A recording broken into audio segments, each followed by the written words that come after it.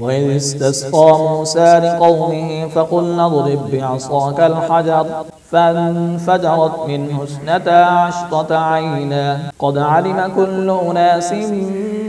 مشربهم كلوا واشربوا من رزق الله ولا تعثوا في الأرض مفسدين وإذ قلتم يا موسى لن نصبر على طعام واحد فادع لنا ربك يخرج لنا مما تنبت الأرض من بقلها وقثائها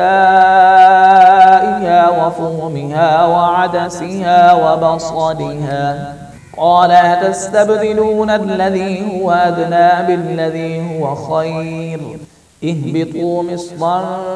فإن لكم ما سألتم وضربت عليهم الذلة والمسكنة وباءوا بغضب من الله ذلك بأنهم كانوا يكفرون بآيات الله ويقتلون النبيين بغير الحق ذلك بما عصوا وكانوا يعتدون إن الذين آمنوا والذين هادوا والنصارى والصابئين من آمن بالله واليوم الآخر وعمل صالحا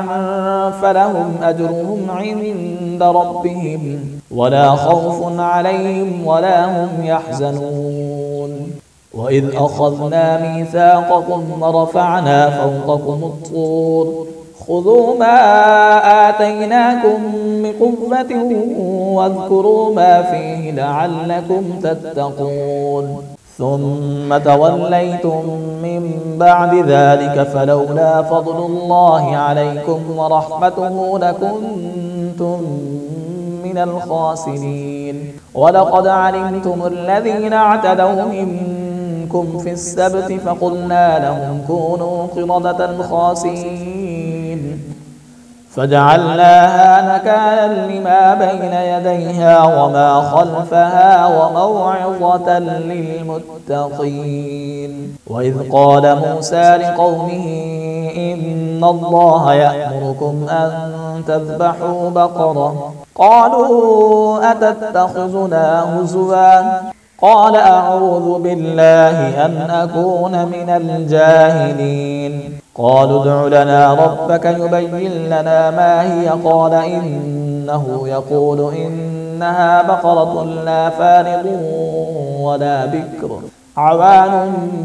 بين ذلك فافعلوا ما تؤمرون قالوا ادع لنا ربك يبين لنا ما لونها قال إنه يقول إنها بقرة صفراء فاقع لونها تسر الناظرين قالوا ادع لنا ربك يبين لنا ما هي إن البقرة شابه علينا وإنا إن شاء الله لمهتدون قال إنه يقول إنها بقرة لا ذلول تثير الأرض ولا تسقي الحرث مسلمة لا شية فيها قالوا الآن جئت بالحق فذبحوها وما كادوا يفعلون